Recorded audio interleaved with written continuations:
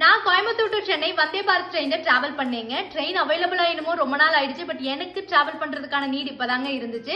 நம்ம Indian railway network ஏசியாலேயே மிகப்பெரிய network. So அதுல வந்தே பாரத் அப்படிங்கிறது நம்மளோட ரயில்வே நெட்வொர்க்கு ஒரு மைல்கல் அப்படின்னு கூட சொல்லலாம். இந்த Vande Bharat train central government prime minister Narendra Modi அவர்களால கொண்டு வரப்பட்ட மேக் இன் இந்தியா அப்படிங்கிற ஒரு ஸ்கீமுக்கு கீழே வருங்க. மேக் இன் இந்தியா அப்படின்னா என்னன்னா, ஸோ இந்தியாவுடைய மேனுஃபேக்சரிங் இந்தியாவுக்குள்ளேயே இன்க்ரீஸ் பண்ணணும், இந்தியாவுடைய இன்ஃப்ராஸ்ட்ரக்சர் டெவலப் பண்ணணும். ஸோ இது மூலமா வெளிநாட்டு முதலீடுகள் எல்லாம் இந்தியாக்குள்ள கொண்டு வரணும் அப்படிங்கிற மாதிரியான பல வகையான இந்தியாவுடைய டெவலப்மெண்ட்டை மைண்ட்ல வச்சு கொண்டு வரப்பட்டதாங்க make in India.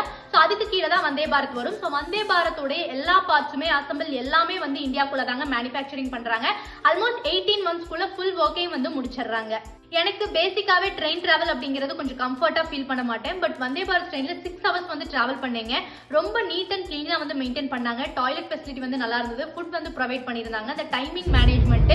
But travel பண்ணும்போது அந்த அலுப்பு அப்படிங்கிறது தெரியவே இல்லை. சொல்ல போனா லோ பட்ஜெட்ல ஒரு ஃபிளைட் டிராவல் மாதிரி இருந்துச்சுங்க. ஆனா இந்தியாவில் இருக்கிற நிறைய பேர்த்தோட தாட்ஸ் பப்ளிக் டிரான்ஸ்போர்ட் அப்படின்னா நம்ம அதை எப்படி வேணாலும் யூஸ் பண்ணிக்கலாம், என்ன வேணாலும் பண்ணலாம் அப்படின்னு நினைக்கிறாங்க. ஆனா அது நம்மளோட சொத்து. நெக்ஸ்ட் டைம் நம்ம அதுல தான் டிராவல் பண்ண போறோம் அப்படிங்கிறது நிறைய பேருக்கு மறந்து போயிருதுங்க.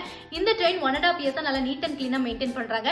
சோ இந்த மாதிரி மத்த ட்ரெயின் ஆகட்டும், மத்த காமன் வெஹிக்கிள் எல்லாமே மெயின்டைன் பண்ணா ரொம்ப நல்லா இருக்கும். அதுக்கு மக்களாகிய நம்மளும் சப்போர்ட் பண்ணா ரொம்ப நல்லா இருக்குங்க.